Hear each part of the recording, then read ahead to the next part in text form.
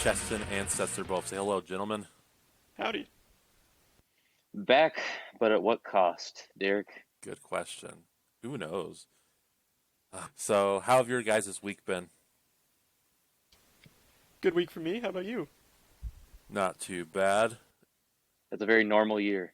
Yeah, I've heard. I've heard that 2020 has been very It's normal. exceptionally normal and forgettable. You know, I've read many articles that this is the new normal, so This is true. get hype.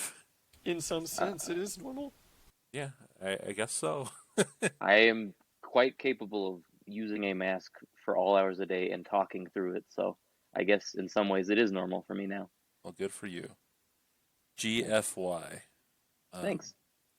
So, have either of you had any time to play stuff this week? Yeah, I've been continuing to stream Alien Isolation. I think I'm about 2/3 of the way through the game and still having a blast. I also got bamboozled into playing the new Warframe update, which is questionable. Well, I'm surprised that you did that, considering you stated your disdain for Warframe in an earlier episode. So, what made you go back? Mechs. Oh, They added mechs, and as you know, I love mechs. I too love mechs. I am hard up for mech video games, especially. So I thought, okay, we'll hop in, see what this is all about. They don't just give you this mech, right? Well, of course not. You gotta be, you have to mine rocks to build the mech with. You gotta catch fish, and the fish oil and shit that you get from these fish, it goes in this mech or something, and you have to capture animals. You have to tranquilize wild animals and bring them back to base, and that is gives you conservation tokens that you use to buy other shit, and it's what am I fighting for? There's no reason for me to go on. Yeah, it sounds like the beginning of No Man's Sky back when that first launched. You got to get a bunch of shit, build your other shit to do the fun stuff. I reckon I don't know anything about Warframe. You could say anything, and I would believe it. And what you just said, I just have no context for. I didn't even know you were a Warframe player. Yeah, I got invited to their closed beta really early on, and I still have the limited edition gun to prove it. But since then, I played off and on every few years. The core conceit of the game, where you play as this space ninja basically, and you do quick little missions. I mean, it's pretty fun. I enjoy that part. But a few years ago, they decided Warframe is going open world. And of course, when you go open world, you have to add chores like mining and fishing, right? Yeah. Mm-hmm. And so pretty much every update since then has been all about, if you want to build this Warframe, because, you get, different suits, right, with different powers and shit. You want to build this Warframe, you want to build this gun, you're going to need to mine these rocks to literally build it with. You're going to need to fish these fish and turn them into rep points with this faction, and that has really turned me off of it for the past few years. I have some buddies who still play it, and every now and then, they'll put the worm in my ear, but I come back, I play for a week, and then I'm I don't want to mine and fish. I don't want to do chores when I play a video game, so there's nothing new for me in here. So not a big Animal Crossing fan, huh? No, actually. I feel you. I'm with you. When I play games, I don't want to do chores. I can do chores in the real world. Amen. I can get paid for doing chores in the real world. I do right. For 8 hours a day. Is the Alan game still doing it for you? You said you liked it, but has there been any new pop-ups or anything worth mentioning? Yeah, there was another jump scare that got me so good that my heart hurt for a little bit. Well, that's impressive. Yeah, so at the risk of spoiling anything, they have a real fondness for, you have to walk down this hall or into this room, and then all of a sudden the wall explodes or something, like a gas pipe just explodes. That's quite a dramatic reversal when you're trying to sneak around the island, right? Yeah. But generally speaking, I'm still loving the game. I still love the idea of, it's a horror game, quote unquote, but really, it's about thinking on your feet. It's not about seeing some disgusting necro creature and thinking, "Damn, that's awful." It's about being put into an unpredictable situation and having to meet your goal in that context as it So changes around you. So it's really tense, and I really enjoy it. so very immersive. Do you feel like you're getting close to the end, or you've still got a ways to go? Uh, from what I've heard, I'm about 2/3 the way through now. It's definitely, I wouldn't say getting long in the tooth. There are definitely times where I feel like, I'm hiding under a table and I'm like, all right, Alan, get out of here. We all know I've got the patience to outlast you, so just, Leave. let's get it on with. But they do a good job of introducing new tools and weapons and scenarios to kind of keep you on your feet. It hasn't lost its novelty yet, I'll say that. But there are definitely times where it's like, all right, I think we both know how this is going to end up, so would you mind getting bored and, hopping back up that vent? I got things to do. Come on. Yeah. All right, so Cheston, you're up.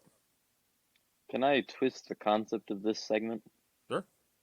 Okay, instead of what I've been playing, it's what I would have been playing if Square Enix wasn't a horribly incompetent company. Oh yeah. Oh, okay. I know what this is about. Go ahead. Marvel's Avengers? No, no, but that is a good aside. This week was a week I was looking forward to for quite a while because Final Fantasy Crystal Chronicles came out for the Switch, the PlayStation 4, mobile devices, seemingly every platform. And I was looking forward to it for a while because my wife and I will sometimes play games of this ilk. We finished Diablo 3 in co-op together, and that was a lot of fun, even though I got really tired of Diablo 3 by the end of that campaign. And we played through Castle Crashers, which of course is a side-scrolling beat 'em up. And I was looking for other games of that genre that might appeal to her interests that we could play together. And Crystal Chronicles seemed like a good fit. It's got a fantasy setting, and she loves fantasy settings. It's, it's a fine game. It's not extremely complicated. It's welcoming enough to new players, but it wouldn't be so welcoming that I would be bored to tears. So I was looking forward to playing it again after many, many years, but I don't understand how they dropped the ball as much as they did. They made it so that you can't play local co-op. So already right there, that's a bit of an issue. And it should be Now, mentioned, like the big selling point of the original was the Game Boy Advance connectivity, where you could like connect the Game Boy and use it as a controller for the GameCube. So local co-op was a big, big part of this game. it was huge, and I thought, okay, I guess I get it. I mean, I really don't think it would have been that hard to program it to do that because it's not like the Game Boy screens really did that much. They did I mean, nothing. It was just like a map. Well, it was an inventory and map management, but Diablo 3 has done that on consoles. And I mean, is it ideal? No, but it worked and it's fine. I would have put up with it. So that's one thing. Well, I'm a chump and I have two Switches, so I thought, okay, well, that's fine. We can play on two Switches. She can play on hers, I can play on mine. She can be on the TV, I can play portable. I don't care. We can play it like that. But it doesn't save progress with the two players together. So if I start a campaign and I invite Sarah into my game to do the first dungeon, I will progress in the story, but she will not. And the only reason that's a problem is that after you complete a dungeon, it will boot everybody from the party, and you can only do dungeons that you have unlocked. So if she wanted to do the second dungeon with me, even though I progressed with her, only I got the progress, she would have to redo the first dungeon by herself. Or we could do it together on her profile, and then we would be able to do the second dungeon together. So it's a huge pain in that way, and it sounds like there's just a lot of other issues around the side. So it's really a huge bummer because honestly, if they had just put the GameCube ISO and dumped it on the Switch and maybe upscaled it shoot, I don't care. Don't even upscale it. Just put it 240i or whatever and just hop it on my TV. I would have played it, but now it's a game I won't touch probably at all unless they do some serious work to it over the next couple of months. Yeah, it's a bit of a bummer. I feel like this was like an obvious, easy port. Like they could have just made a I boatload of mean, cash. yeah, they didn't, I know they have their issues with their source code and they have to sometimes beg Uncle Nintendo to give them their source code back. But I can't imagine that this would have been that difficult to do. And this is like they had announced this 2 years ago, I think, Yeah, when they this announced is. all their other Final Fantasy ports. And so you thought, well, why is this one taking so long? They must be putting, extra resources into it or whatever. And then it just showed up over the summer and it looked fine. And it had crossplay across platforms, which seemed pretty cool. You and I, Derek, had even talked about playing, you know, online with all four of us, your wife and my wife, and the four of us going at it across different platforms. And I mean, there's no chance of that now. There's no way I'm going to touch that until they fix a series of glaring bugs. Well, what people like us do to cope is we just say, wait for the patch, you know? So, I don't uh, think there will be. I don't know that they tend to be very hot to fix the issues with their ports, their, you know, classic, their well, legacy lineup. yeah, and I don't think this is big enough of a release where they'd put priority on fixing it. So, No, I have certainly seen a lot of fervor, but I mean, the places I'm looking are, you know, pretty invested. It's not like your everyday gamer, so to speak, is going to be sitting there whinging about Final Fantasy Crystal Chronicles HD. they So should. they probably should, or not. I mean, they should probably just move on, like we should. So, anyways, I played Hypno Space Outlaw. Okay. Oh yeah, Yeah, are you all familiar at all? Have you heard of it? I No, haven't played it, but I'm familiar with it. Okay, so you know the conceit. Yeah. Okay, so Derek, you don't know anything about it. no. Okay, so I heard about it last year. It was a PC release. It just had a console release on Thursday. Had a demo come out on the Switch during that Indie World presentation about a week or so ago, and it actually dropped on Game Pass this week on PC and Xbox One. So I played the demo on the Switch, and it was interesting enough. So then I downloaded it on Game Pass, and I've been tooling around with it. So the basic premise is that it is a anachronistic version of 1999 where a lot of things are the same as they were in 1999 except for there's this invention and it's like a headband you wear when you go to sleep, and when you go to sleep your consciousness goes into what is more or less the internet circa 1999. And so you are a hypnospace enforcer, for lack of a better term. And what you do is you hunt around the internet as it was in 1999, and you are trying to crack down on malfeasances. Like you are trying to crack down on copyright infringement, you are cracking down on harassment, illegal commerce, all Oh, these so different you're the things. fun police. You're making the internet worse. Good to know. Yes, basically that is the premise. But really, what that means for you as the player is that you are just kind of like browsing the internet with a little bit of guidance. Like you'll get emails and stuff from dispatch that are like, "Hey, there's been some talk of copyright infringement around this area of the internet. If you could like go and snoop around and see if you can find anything, and then you go to that specific area and you hunt through the page and you read through it and you look for anything that you think would qualify as copyright infringement, and then you go through the case, you solve it, boom, you go to another case."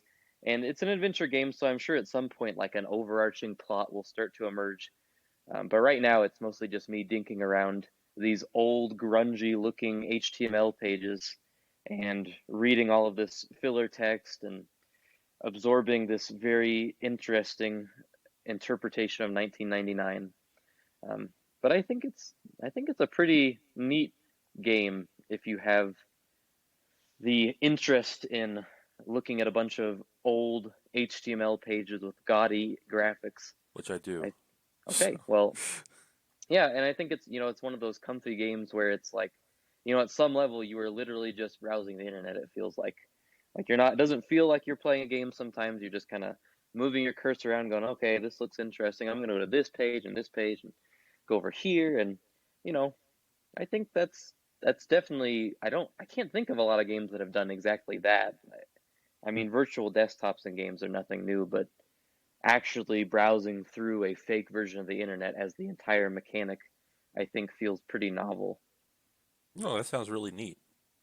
Yeah, and I think they Yeah. pull off some cool things. I'm a big fan of when adventure games, especially, use practical logic. So, adventure games are kind of notorious for having nonsense puzzles. Like the Monkey Island games would have all these crazy puzzles where you just like put every possible item together to solve something. And in this game so far, it's felt very logical. So, like an example is at one point you're told, and this is very topical, you are told that a bunch of people are using a non-proprietary service for processing transactions Mm. instead of using the Hypnospace approved version, and you are sent to find this and crack down, and you don't get a lot of advice. So I thought, well, logically speaking, this is the internet. So I typed in my little search engine to find any references to this illicit payment service, and it took me to a page where it was like a message board, and it was this person saying, hey, don't ever download this program. It's supposed to help you do this and that, but it's really just bloatware that puts a bunch of ads on your screen and makes all these nonsense pop-ups. And so I was like, okay. And so I downloaded that program, and it's one of those kind of like Clippy for Microsoft Word. It's one of those types of programs where this little guy pops up. He's called Professor Helper, and he pops up and he's like, hey, I can help you. And you click on him, and then it brings up these really like alarming pop-ups that are like, oh, look at this, you could win this and that. And you click on that, and it takes you to a page where you can pay for this service, or you can pay for this service or whatever, this product, with the non-proprietary commerce function. And then, you know, you crack down on that, and at some point during that I got a virus on my computer, and I was like, okay, well, if this were really me, I might try and find like an anti-malware service or virus service. And so I typed in my search engine, get some antivirus. I found it, I paid money for it, and then I was able to get rid of the virus. So I just kind of like that it was all very logical, and it wasn't like I wasn't having to interpret the game's nonsense view of the world. It was like using real world logic in a way that made sense and was enjoyable for me. Well, that sounds really neat. Uh, but were these like pop-ups on these search engines, like did they feel time appropriate? Like did it feel like you were Oh, punching the monkey or whatever that old advertisement absolutely. was? And Yeah. they'd have like really gaudy sound effects, like, it's kind of, think of like a constant bell ringing. It was like, just really distracting. Like they do a good job for the most part of Back when the internet capturing was that good. era. Back in Yeah, the day, yeah, the good yeah. old days.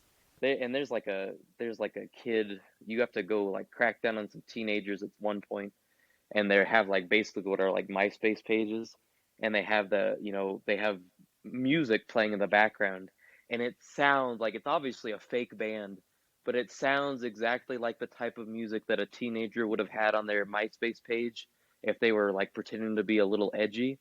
Like they do a really fun job. So I think even if you're just gonna check it out for the demo, just to go around and browse their fake internet, I think it's worth taking a look. That sounds interesting. You made me pretty intrigued in this little Yeah, and I product. think it's on PC. If I were you, given that you have a PC that, works and you have Game Pass Ultimate, I would check it out on PC because, it is weird to play a game with a virtual desktop with a controller. I know that you can actually use a keyboard and mouse on the Xbox and the Switch, I believe, but it's not as convenient as just using an actual PC. So that's my recommendation, but I certainly recommend checking it out. It's worth a look. So for me, I've really only played Cold Steel this week, and I have some more thoughts on that. But I played about 25 minutes of Battletoads because I had a little bit of time, and it's okay, I guess.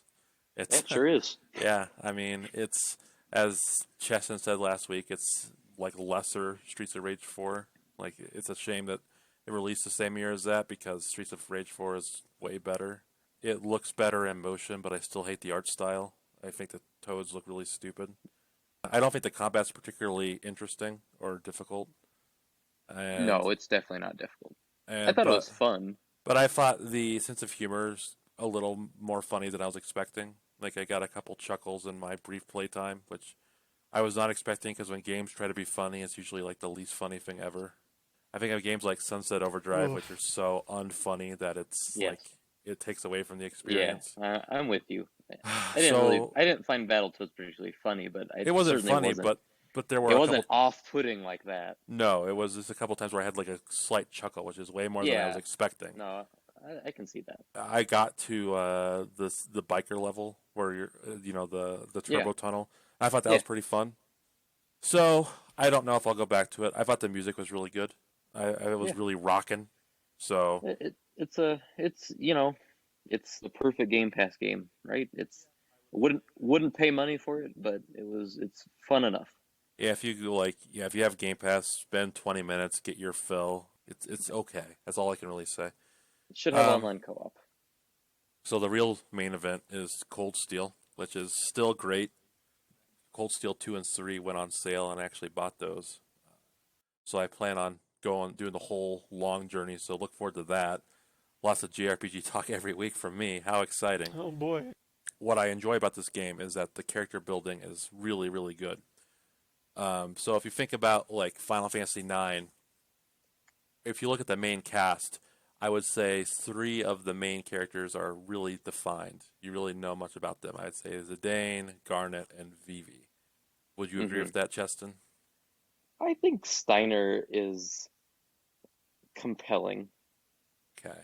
I think your main four in that game are all well fleshed out characters for the most part. It's when you get into the Queenas and Freyas and Amaranth and Aiko that it starts to get a little less developed. Well, Aiko has more development than those other three that you Yes, mentioned. but I have to lump her in because they are the four that I don't use. Right. Well, I disagree with. I think Steiner gets development to a certain point that he just drops off, but that's also the case with Freya. But anyway, the point is like you have a cast full of characters, but you only know a handful of them. Well, in Cold Steel, I feel like you know everybody. Your cast is, I think, 9 people big, and then it becomes 11 people big, and every single person has a defined personality and a like a character arc. And if you see a line of dialogue, you know who's talking, and it's kind of nice. How are you playing this game? Like, PS4. okay, is it because I've heard a lot about these games. Is Yeah. this, you know, I have been getting more and more into turn-based games over the past years. In fact, when I look at like the games I'm interested in playing or that are on my backlog, they're almost 90% JRPGs at this point. Do you think at some point this would be something that would interest someone like me? Yes. Okay. Assuming you will have the patience to like get into lore, because a lot of the appeal of this game is the Well, like how fleshed out the world is. Like I do. it feels like this is a world with conflicts that go beyond what your main characters are doing. Like there's one of the main cities in the game is called Crossbell, and they just like declared independence. The interesting thing is though is that the characters never go there in this game, so Hmm. you're hearing about it through third hand. So Hmm. it's just interesting. It feels like a real world. It doesn't feel like you're just like the world centered around your main party members. So I think that's really interesting. Does this scratch the itch that, we've talked before about how Final Fantasy has, pretty much moved into the action RPG realm and certainly shows no signs of going back. Does this scratch that itch, that same itch that those old PS1 games scratched? Yes, and I would say with significantly better writing to boot. This is pretty much what I want out of a JRPG. It's great. One thing I wanted to point out was like one of the characters really hates nobles, and Hmm. so I feel like in most games the thing would be like they hang around with a couple of them and they go like, "All right, well, I was wrong. you got to judge a person by their character and not their, Hmm. their upbringing. We call that the Waka arc. Yes. So, well, with Waka, the Grand Wizard of the KKK, Waka himself, it took an entire civilization sacrificing themselves in order for him to be like, well, maybe the Alabed aren't so bad, brother. So, but in this case, the character is like, well, not all nobles are bad. Maybe the reason I hate nobility is because of the society, like the system society builds around it, and not the people themselves. So it's examining the class structure instead of the like individuals. So I think it's an interesting approach for it. That is interesting. I just can't recommend it enough. I think that if you enjoy JRPGs, you would like it, and if you enjoy good storytelling, you would like it. Even difficulty wise, like you have to use strategy. You can move around the battlefield and not just like stay in place like you can in typical turn-based RPGs. So I had to use positioning to win a boss battle once, which I thought was pretty interesting. And there's 3 of these? Well, there's 4. There's 3 out in America, okay. and also, to get the full world-building experience, it is ideal that you play other ones in the franchise. But you can probably just look up information on those because I gotcha.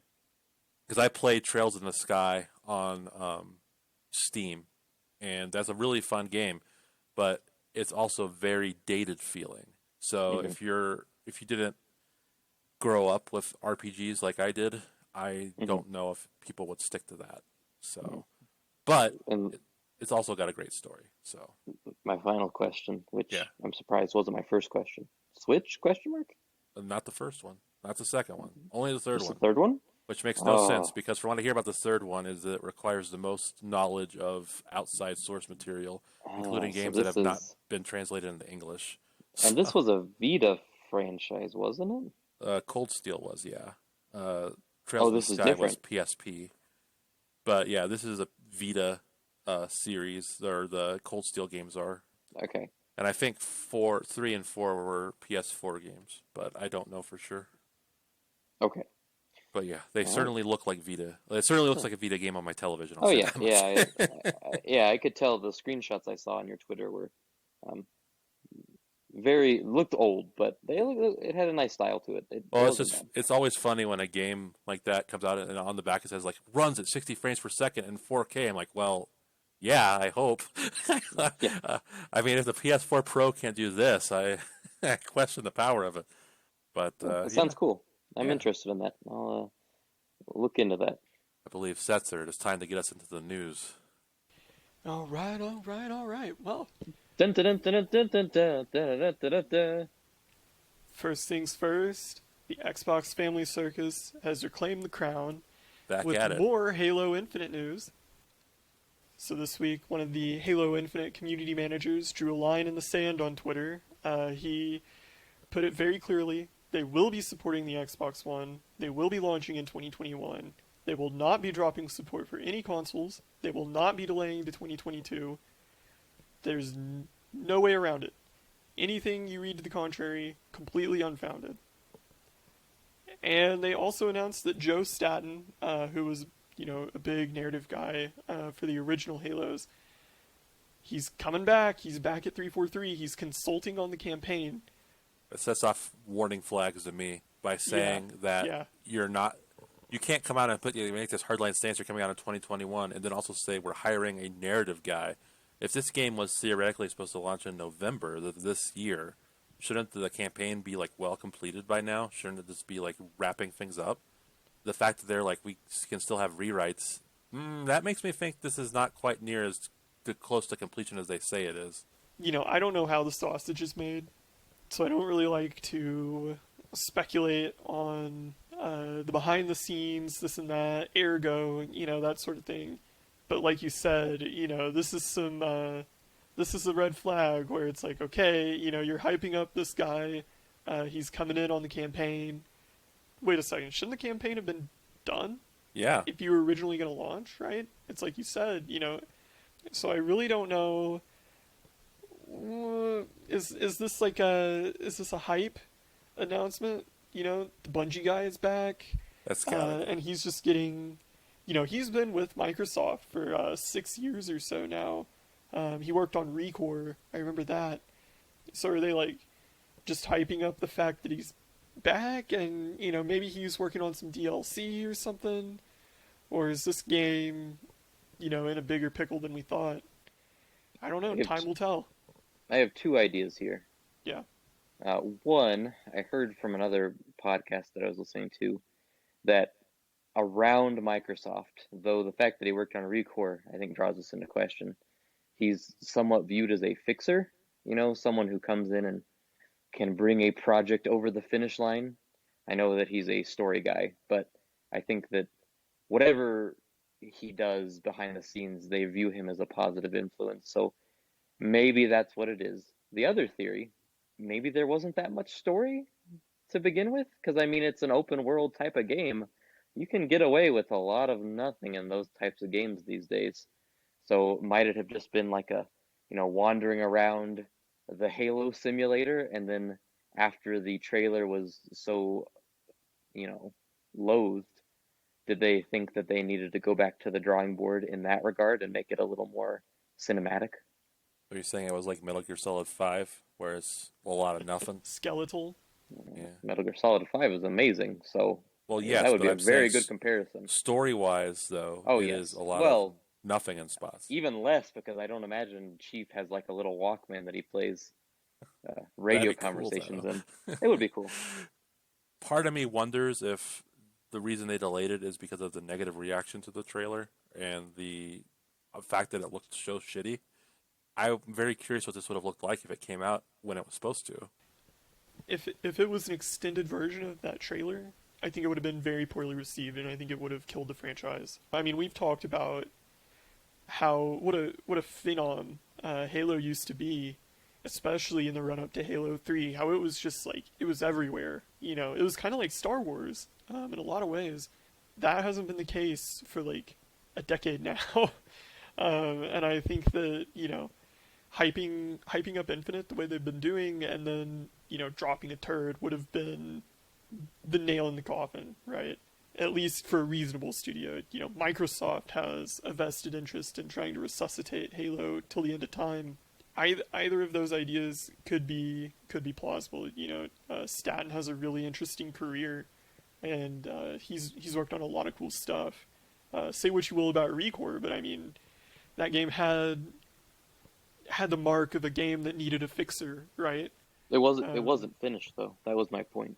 They didn't, like, when it came out, there were like things that were obviously missing, like But it came upgrades out. and stuff that you could see. It did come out. Yes. Yeah, exactly. That's kind of my point. Is I got that's you. a fixer's game, right? Right, at some point, you just got to ship. That being said, I kind of lean in the direction of being intrigued by open world Halo myself, because like I've said before, I always was really interested in the idea of like exploring this landscape, right?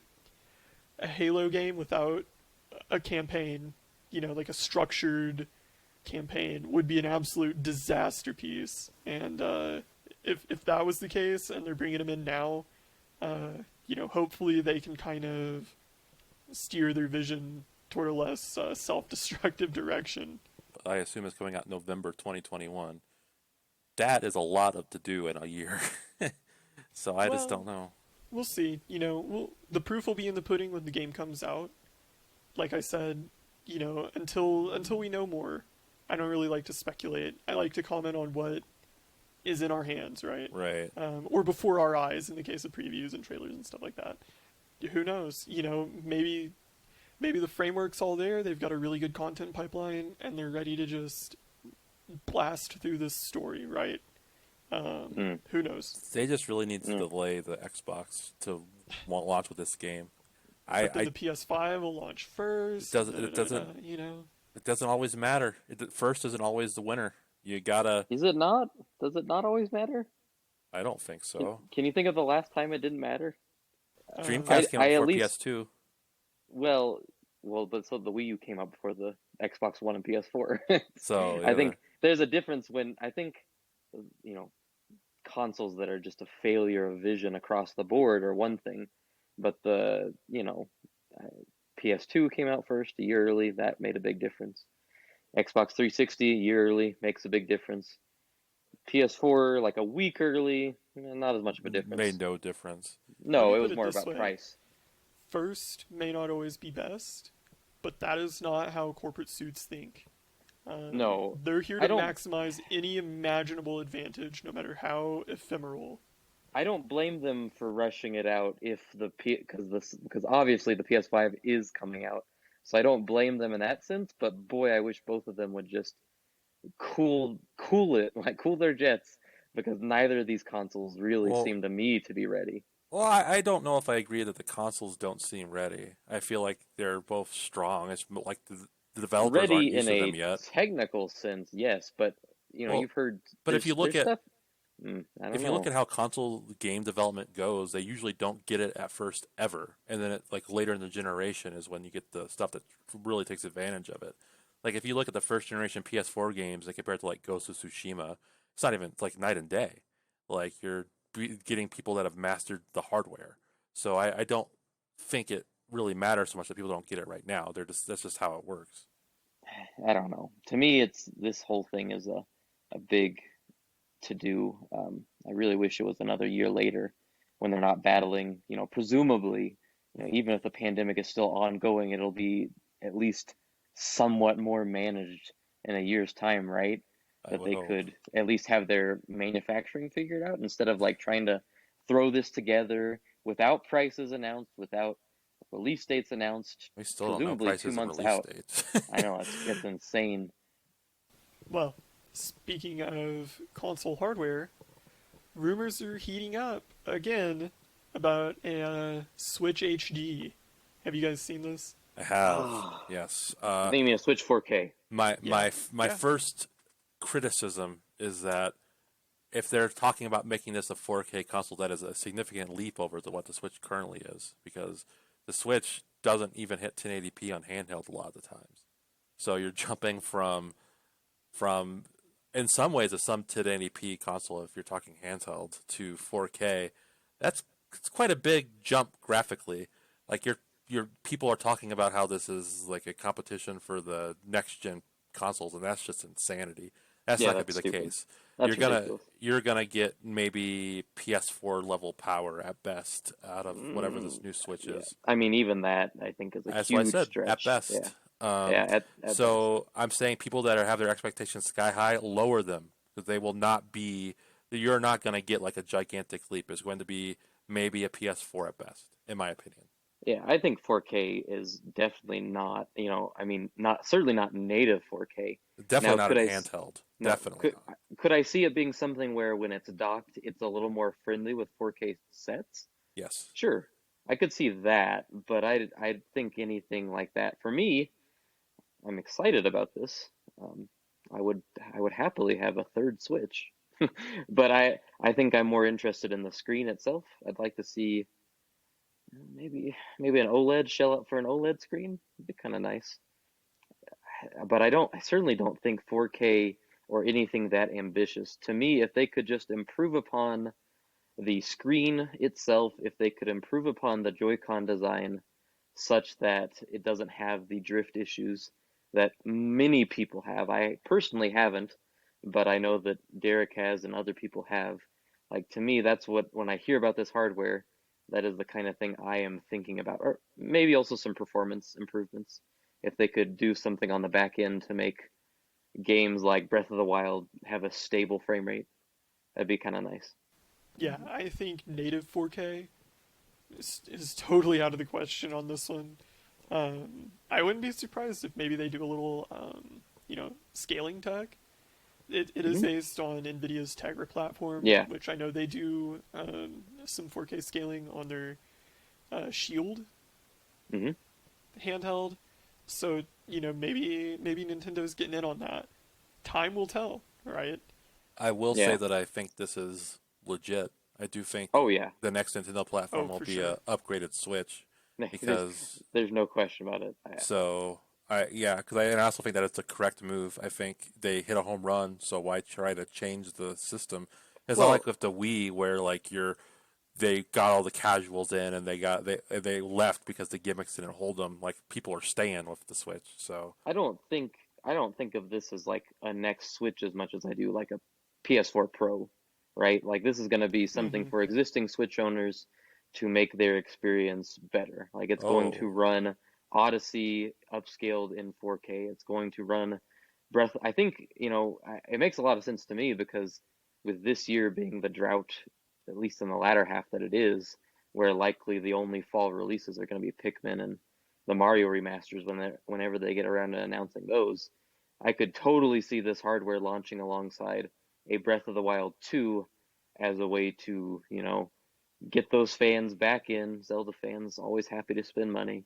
well, yeah, that's why Breath of the Wild 2 is 2021. Just launched. Provide them with a better performing Breath of the Wild because it's in that same world.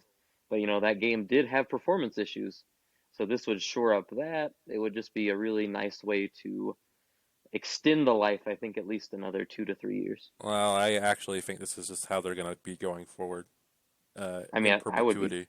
totally okay with that, but I have no confidence that Nintendo at some point won't have some dalliance with some other silly technology and be like, the Switch was cool for 10 years, but No, I just think the game has changed to the point where it's just like it's going to be like the iPhone thing, like you were talking about earlier, where it's like it'll run, but it won't run well on the old Switch. So, well, I am fine with that. I will continue to have 3 Switches at a time, each at different points on the spectrum of compatibility. yeah. So, Setzer, you're talking about thinking about getting a Switch, so maybe hold off. Yeah, yeah. My wife was talking about it just yesterday, actually. Yeah, Yeah. I mean, So, even if you weren't going for the Pro model, it would be silly to jump now. Like, there's certainly nothing of that interests you coming out this year. well, she likes Animal Crossing, I know so she's in on the Animal Crossing and the Pokemans, but you know, that's Doesn't Pokemon have performance problems too? yes, yes, it does. In the open That's what world I've heard. areas, it chugs quite a bit, but it's ugly. I think part of that is also like that's network issues too, because and this is something this new Switch model should fix, is that well, I said should the network. I'm not good with my hardware, but the network interface, network card, the whatever whatever it is inside the Switch that connects to your wireless network in the existing Switch models is bad. It is very bad. I've used it in environments where I had great internet and the Switch could not maintain a stable connection. So if that was something they could just like screw it in a little bit better or whatever it is on the inside that's holding them back, like that to me would be maybe the third thing I'd love to see fixed that would make this better. Oh, and more memory. 32 gigabytes is ridiculous. Buy your own. It's easy to fix. Well, I buy it too, but I do buy it, but I'm saying it's still like the idea that if I go like, when I got my Switch Lite, I ordered my SD card from Amazon because it was cheaper, but for a day or so it was that 32 gigabytes, so I downloaded the standbys. I put Smash Brothers on there. But as soon as Smash Brothers was on there, like that's my whole card. It's like, okay, well, you better go get an SD card because one of our most popular games takes up the entire internal memory when you install it. Well, as we continue to discuss the convergence of console and PC strategy, Sony talking about bringing more of their first-party titles to PC, or at least investigating the possibility.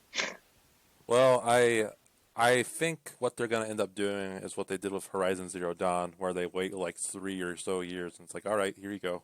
So that seems like a fair way to do it, Yeah, seems because like I a mean great the reason to people. never buy a PS4 or PS5. Oh yeah, so you wait 3 years to play the game you really want to play. That doesn't Absolutely, apply to yes. most people. When they want to play something, they want to play it like within a year of wanting to play it, not like 2 or 3. Oh no, I get it, but I think I I'm think that saying like the hardcore console people won't be bothered by this because their exclusives are they got them for 3 years, and diminished yeah, as the amount of games has increased exponentially. right. The idea that I was like, oh, I can't wait to play this game. Like, no, I can because there's like 30 other games Well, yeah, yeah. coming If out. there's like if you're not hot to trot to play any of these games, like you can certainly wait a couple years.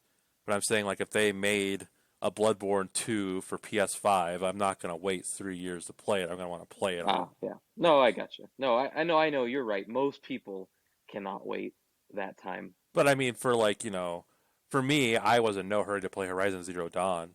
And Oh when yeah. I did, I loved it. But for people like that, this is pretty good news because you can just like probably grab these games on the cheap. Even though I think Horizon launched at $49, which is kind of crazy. So yeah, I think that's a good idea what they're doing. Yeah, I'm always more open to that. If it's a wait, it's a wait. That's how you keep people on your platform. But then the people who just, I don't really want a PS5 that I'm only gonna play when Spider-Man 2 comes out. So if they start to do this, that'd be pretty neat. I'd be a big fan. Yeah, save me some money on a console, that's for sure. Speaking of new games, of course, Gamescom was this week. It kind of came and went. I don't think any of us were particularly excited for any of the titles they made such a to-do about. Not really. I No. I was very confused by the presentation. I don't know why they had presented awards at this like press event. It didn't make sense, and like why Cyberpunk won PS5 best PS4 game when it's not out, and I'm pretty sure all the other award winners were games that were out. Made no sense to me. I thought the whole thing I heard is that the awards were supposed to be for the same way that E3 has awards, but they just communicated it so poorly that nobody watching understood. I suppose, but then like what made Cyberpunk the best PS4 game and not the best Xbox game? Or Well, because Tell Me Why is on the Xbox. Gamescom was kind of it was a 2 hour presentation of a lot of nothing. The highlight for me was this super boring. It felt like 80-hour World of Warcraft slideshow where they go Oh, deep into the lore, which nobody in the world gives a shit about. I'm like, I cannot believe you're spending this much time on because like Jeff Keighley like this is like an animated short. Like no, it's a slideshow pretty much. It was the worst. I want my 2 hours back. well, you got any good news for us, Skip? You know it. Dragon Age 4. Woohoo! Woo! Oh, They released what was it like? 3 minutes, 2 minutes, 5 minutes? It was about 3 minutes. I feel. Um, video, and it's basically just people saying BioWare's great, Dragon Age is amazing. We are working on Dragon Age 4. Swear to God, It's happening. early in production. I Dear don't believe God, is it. it early? Yeah. It's like you're seeing like characters fight against block walls. Like it looks like it's in pre-alpha. Yeah, it's very prototypical, and generally speaking, I really like to see that stuff. I like to see a game shape up and change, and kind of keep up with how that vision's going to be, and whether it's going to remain relevant to my interests by the time it releases. And also, I just find it really interesting to see how the sausage is made. Right? I think it's generally our corporate culture in America is very much about keeping it under wraps, and I think consumer culture is very much about like if it doesn't look perfect, if it's not 100% polished, then it's shit, right? Right. So I kind of I applaud them for being willing to share some early development stuff, but I mean this game has been in development for like For a while. 6 years. Well, yeah, at because least. Inquisition came out in 2014. Right, and typically they've got these things coming down the pipe before the previous game's even out, right? I know Anthem had a big toll on the studio's staffing ability, but it's just bizarre to see like, it kind of reminds me of Starfield and Elder Scrolls, where it's like, okay, yeah, it's gonna happen eventually. We're gonna have new games eventually. Don't get your hopes up for the next 5 years. Well, at least with this, they actually showed more than nothing. Right. Because they at least showed like voice actors recording voice work. It kind of reminds me of when like EA during E3 was like, all right, well, here's Mass Effect Andromeda, and it was basically this kind of presentation, and it Yeah. came out two Yeah, years I later. mentioned that to my wife actually. So I told my wife, I hope it turns out better than that one. Yeah, but I mean when they started showing that kind of stuff for Andromeda, that game was still like 4 years out. Yeah, it was. I think this will be sooner, but I'm not basing that on anything in particular. Just a gut feeling. Yeah, they're still working on writing SS Anthem, aren't they? Didn't they aren't they doing Anthem 2.0 or Well, that's something the behind Texas closed doors? studio. Yeah, Oh, that's okay. that's their They're useless still studio. they're still allowed to have two studios? Yeah, yeah. Hmm. BioWare Austin and BioWare Edmonton. They'll rename that Austin one to like something else. Montreal got folded after Andromeda. So you've got two BioWares. We'll see. I hope this. My wife tells me the Dragon Age fandom is very excited to get any news. So Well, yeah, I would for imagine them, gotta be, they're like, I starving would imagine they're ravenous. desperate. yeah, they gotta be. At this point, it's been so. As I said, Inquisition came out in 2014. It's been a long time. Yeah, and I Yeah, think I it mean, had its wow, last DLC in wow. 2015. Yeah, and So it's been a solid 5 years. then I've heard that it ended on a cliffhanger. So it's kind of a rotten way to go. So Don't really know how you could ever slog through that game to get to the end, but I'll believe it. well, Yeah, different strokes for different folks. Sorry, editorializing here. yeah. That game, We've had our that game Inquisition is a rant. huge bummer. You're Oh, allowed yeah, to have opinions on a podcast. I know. My wife played it for a little bit and she liked it, but I would watch it and just to me that was just excruciating. I'm so But sorry, Derek's wife. yeah, you're in for it now, buddy. Well, in other Monkey Paw news, Ni no Kuni is getting a new game. Derek, I know you love Ni no Kuni. Do I? It's an MMO. I know you love MMOs. Yeah. And it's a mobile game, and I know you love mobile games. So, Oh, These are all things I know to be true about Derek. yeah. I did not think Ni no Kuni 2 was very good, which was frustrating when everyone else was talking about how awesome it was. I'm playing it like this is like a JRPG game for little babies, and the story is for little babies. It looks really pretty. I love the art style, but The first one or the second one? Which both one are you? both look really pretty. The first one Well, is no, but I mean, oh, I don't which like one are you either of saying is them. bad? Oh, you don't. Oh, Okay. they're both bad. Okay. I thought 2 might be better because it had turn-based combat, but it's not better. It's just a different kind of bad. In my opinion, I know that there's a lot of hardcore Ni no Kuni heads out there, so I apologize, bros. Not for me. Yeah, mobile MMO. Good luck. Good luck. What else is on that monkey paw? it's got a finger just for you, my friend. The middle one. Your Prince of Persia remake is coming down the pipe, and it's starring none other than Gollum. It is not. That is not the Prince of Persia remake. It is. This is no, it is not. This is It's Yes, called it WB, is. isn't it? It's Nope. called Prince of Persia Gollum. Yep. Well, it is not. Gollum of Persia. This He goes isn't this around isn't swinging this his developed swords. isn't this developed by WB whatever? The one Yeah, that did partnership with Ubisoft. Oh, it is not. Yeah, It's a cross-franchise crossover. they released Yeah. they made a press release that's saying that the future Prince of Persia is being handled by WB. So Bite me. Yeah. I'd rather have Prince of Persia 3D remade. And I don't say that lightly. well, that's what you get. I don't care about this. I hate this. Nope. You love it. You all are terrible. Prince Well, of last time they Persia's did here a for Lord you, of the bro. Rings game, and told me, "Hey, we took another franchise you liked at the time, Assassin's Creed, and we mixed it with Lord of the Rings." I thought, "Ooh," and I fell for it once. So I won't fall for it again. Which is interesting. Your reaction was ooh, because mine was ew. Assassin's Creed, get it out of the Lord of the I Rings, said right? at the time I did like that series quite a bit.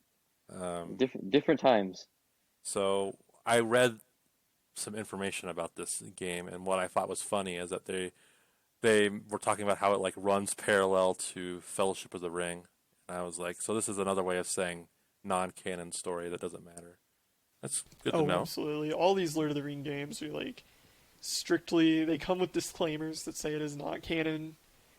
The guy, I can't remember. I'm pretty sure it was their creative director.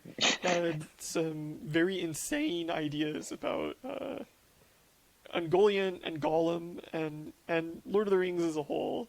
So I kind of smile and wave when I see these games. I detested Shadow of Mordor. I gave it a fair shake a couple times, and I think it plays really poorly. The story is just middling. It's Drac. Yes, it is bad, and I it thought it ma- had potential. it made me so angry to see so many publications give it like Game of the Year when it came out. Like, I think it is in the running for most overrated game of all time. It's up I It's there. mean, carried by the Nemesis system. I think that Yes. the hype around that, which, I thought was really cool, I think the hype around that system carried this game to undeserved accolades. Right. I think it is in game review terms, I'd say it's like a 6 out of 10. You know what I mean? Yeah. It's just Yeah. fine. It's yeah, but it was it was fine. That was a really weak year too. well, So then when the sequel came out, everyone kind of sort of started well, yeah, following and me. that was a totally different ball. That was I like understand. microtransaction nonsense on top of. Well, so you can look forward to that in You wanna Gollum. buy packs of orcs, bro? Well, now No, you can sneak around as Gollum and you can pay your microtransactions to I want to sneak buy a better. pack.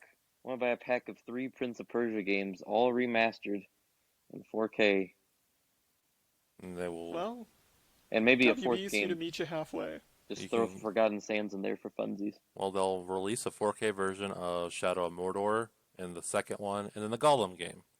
So there you go. There's your 3 Prince of Persia games. Just let me have Prince of Persia. No, It's here. it's here, bro. This is what you wanted. No, they say that about Assassin's Creed, and whenever people say that, I get very upset. Man, Assassin's Creed has just become so much more than Prince of Persia ever was. Yeah, you know what? Well, you're an idiot, so you can shut up. Let me have I'm my Prince sorry. of Was Persia Jake games. Gyllenhaal ever? Oh, wait, no, that's not who it was. Was it Jake Gyllenhaal? He was in the Prince of Persia Okay, movie, yes. I was gonna say, was Wait it a minute. Yoko? Wait a minute. Wait. Was he also in the Assassin's Creed movie? Oh my God. Oh, No, he wasn't. No, it was. It doesn't matter. well, I'm gonna Nobody sound cares. stupid because I always get him and Joaquin Phoenix mixed up. So it's I don't like know how. Joaquin Phoenix is in the. Uh, yeah. Remember when the Prince of Persia danced on the stairs? Oh, 2019, you beautiful year. Back when movie theaters existed. Back when we were allowed to leave the house. uh, Those halcyon days. yes. So I guess we're done with Gollum talk. But we did make a nice little segue to authoritarian oversight in the new era. So, yeah. we talked a little bit about Oculus requiring you to have a Facebook account to use the headset, right? Yes. Okay, well, I'm going to do you one better. When you get into their VR game, they're going to be recording you at all times, and they're going to have invisible moderators silently watching you to make sure you meet quote unquote Facebook's standards of conduct. Isn't that what they said? That is Phrase what they they used? said. Yeah, That yeah. is. Well, I don't want to alarm you, but this is horrifying. Like you're having like Big Brother watching you and making sure you're playing the game appropriately. And they also spin some dreck about how you're being recorded at all times, and when it only gets used when you're reported, and then it's immediately deleted. And I'm like, if you believe that, I got a bridge I want to sell you. They are not deleting that content footage. This Yeah. is scary stuff. I don't like it. I've seen people make the case that, a traditional MMO functions more or less the same way, where, GMs can go through your chat logs and all that. I think what's a little different here is Blizzard is just a video game company. Right. Facebook is this, like, increasingly despised monopoly on something that people hate, which they're associated with this culture of like constant surveillance and behavioral control. And I think that for them to add this to the massive dossier they have on every man, woman, and child on the planet is just absurd to me. There's really no comparison between someone reading your chat records in World of Warcraft and Facebook just shoveling this directly down their gullet. Well, and here's my qualm. Like, it's the same reason why Facebook getting into cryptocurrency was concerning to me. Like, if you get banned from using Facebook or something, Are you banned from your money that you bought? Like, can you not buy things on the marketplace with your Facebook crypto or something? Exactly. So if you do something in a game unrelated to anything, like if you give a forbidden political opinion on Horizon, are you suddenly going to have problems in other aspects that Facebook is in charge of? Like, I don't like it. It's extremely it's very invasive to privacy. Yeah, I mean, that is another thing. I think there's a qualitative difference between, traditional forms of game moderation and this kind of like first person rewind view where everything you verbalize and everything you see and like the movements your body makes are tracked. I think that that's just in a whole other wheelhouse. Right. It's they're determining what is appropriate in culture, and that's frightening that a multi-billion dollar company is doing that. I think. Yeah, I mean, you've always been held to some sort of standard for behavior in a video game, but I think that most game companies are pretty hands off with it, right? Facebook, on the other hand, is known for like tightening their grip and obsessively policing every aspect of people's lives Yeah. that they'll hand over to Facebook. So it's just bizarre that they don't. It's tone deaf. And then in those games, you're just banned from those games. Like, Yeah. this could be something that like far reaches. Like, what if like you got your Facebook account banned, and all of a sudden your Rift is just useless? You can't use it anymore.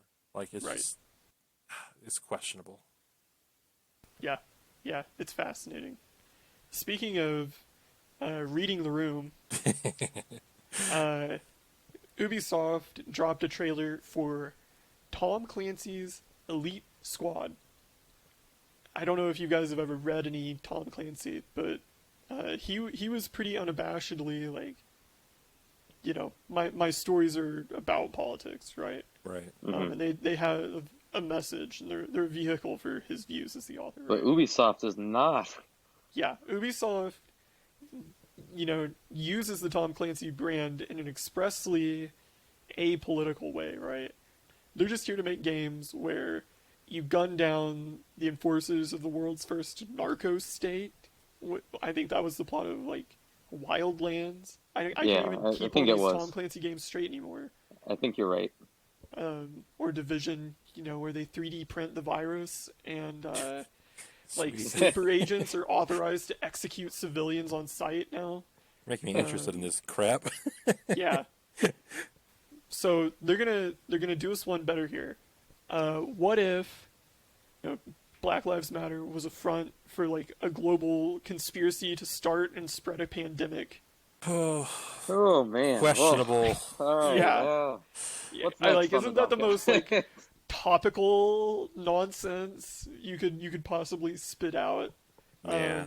I mean, I use that phrase literally. It reminds me of like a baby spitting up. It's like, here's what's in the news: plague, and Black Lives Matter. How can we just kind of put that in a blender, use this little backdrop for our microtransaction vehicle?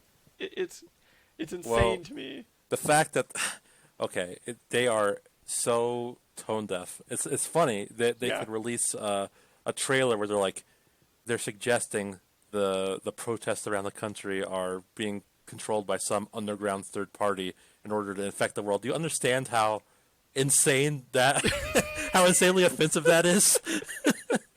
That is crazy.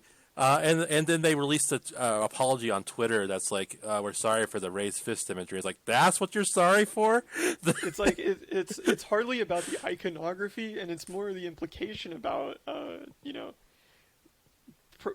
protests are being intentionally created to spread plague. It's like That's so offensive. Like, it's yeah. I mean, I know that all of us here, we don't really like to talk about that kind of political stuff. We don't really like to talk about what others may or may not consider offensive. But I think this is like, it's time to pump the brakes, Ubi. Yeah. Like, it's time to maybe look at the world with a fresh pair of eyes, because this is just total insanity. You know, it's like it's the plague, it's the protests, it's you know, I mean, this is a year where people have gotten more and more concerned about what is and is not a conspiracy theory. And here we go, a conspiracy theory game. Yeah, yeah, it's a game about a conspiracy theory that protests and you know, societal strife are being intentionally created by you know, a third party to spread a plague. And what's more, world leaders, quote unquote, know that they can't win this fight by playing by the rules. So it's time to have Sam Fisher I know. put together like a crack team, a squad with criminal agents and you know, government non-criminal agents to just mow these fuckers down, right? I mean, it's just insane. How did this possibly get greenlit? I can't believe that an executive allowed this to be aired, like, Well, put on here's YouTube. the thing. The head, you know, I think he's like the creative producer or something, a head producer, is the CEO of Ubisoft's son. Oh, Yeah, so that'll do so it. it's like a blank check, and this is what he chose to write it on, or write on it, rather. Oh Lord, I mean, for goodness sakes, that's Ubisoft is just having some year. They're just like falling down the up escalator on this one. I mean, Holy cow! you can do ripped from the headlines for some things, but come on. I could see a game about some kind of like plague, a pandemic, right? They already did that in Division, and they botched that. I could see a game about, you know, what started as a protest, it's gotten out of hand, and now it's this kind of like terrorist organization or whatever. This You was a know, little on okay, the that's nose. really pushing it, given what's happening right now. You're pushing it. You're pushing it. Okay? Yeah, But to combine it into a conspiracy theory package, I think that's way, way, way over the top, way past the line. I can't believe it got greenlit. it's insane to me. I can't. It's just insane. Yeah, I'm thinking it's like part of this new tactic people that make warfare style games are doing, where they make their game totally political, and then they put like this game isn't political on it. Wink. So it's like, because we know the gamers hate the political games, so we'll tell them it's not politics, but it's politics. yeah. I mean, I will say this: war is like, you know, political violence on a state scale. So there's never going to be an expressly apolitical war game. Exactly. I can understand if you just want to be a guy and you're shooting some aliens or whatever, right? You're Rudy Tooty And you don't really want to spiel about the writer's political views, right? Right. That's one thing. But I think that to try and pretend that, you know, you've seen that Call of Duty game where they like bust in a house and there's like they do a no-knock SWAT raid Yeah. on a house and they're like shooting civilians in the head, and the game, like, if you headshot every civilian in the house, you get an achievement.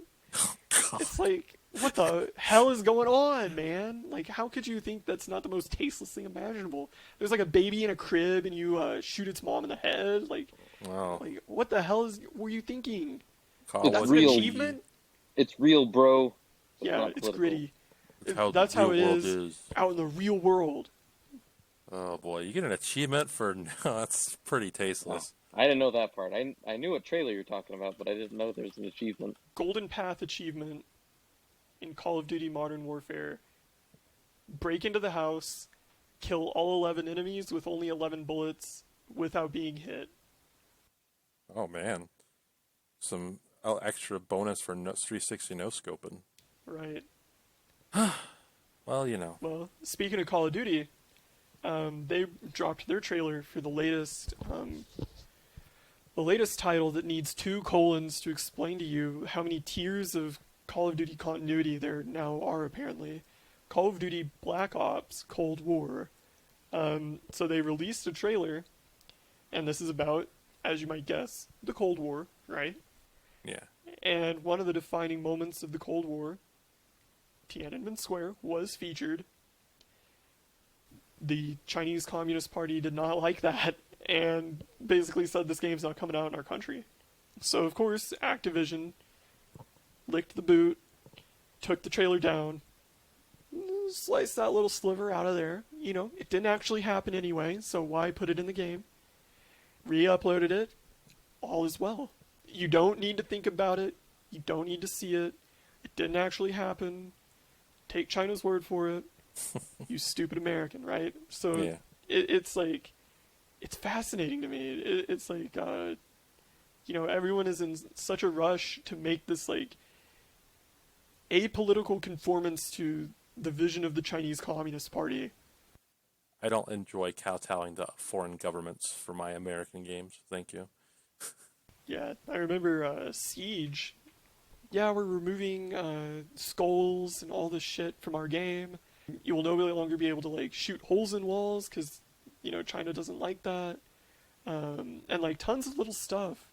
And they eventually, I think they had to like give into the community and just make a second client exclusive for the Chinese audience. It's just insane. Well, yeah, it is insane. It's insane that we have to pretend we don't notice these things. Well, here we are. Yep. Yeah. It seems like a long time ago that Blizzard got banned that player for protesting Hong Kong, and everybody was so mad about it. Are people mad about this? Like, I mean, I don't. I I mean, saw I'm gonna this be story, honest but with you. I think the Call of Duty community is far less engaged. Oh, definitely. They just Well, see it yeah. on the shelf, and they pick it up. Yeah. Yeah. I mean, the people that play Call of Duty, they don't. They just want to point and shoot. I would say they don't even need to worry about a campaign, which they didn't for a couple of years. So, How can they make a game about the Cold War? how come? No, how can they? Oh, well, I don't know. Because like Cold War is proxy wars. It doesn't So seem like it'd be a Call of Duty game. it could be I don't know. Well, look, I don't play those games. I can't tell you. It worked for Snake Eater. Oh, Snake Eater ruled. Remember, let's talk about good games. Snake Eater. No, That's it. only though. bad games allowed. Well, on that exciting note, I think we'll call it for this week. You can reach us on Twitter at allsdaypod or at Gmail at allsdaypodcast@gmail.com. I'm Derek, and with me is Setzer and Cheston. Later. Adios. Bye.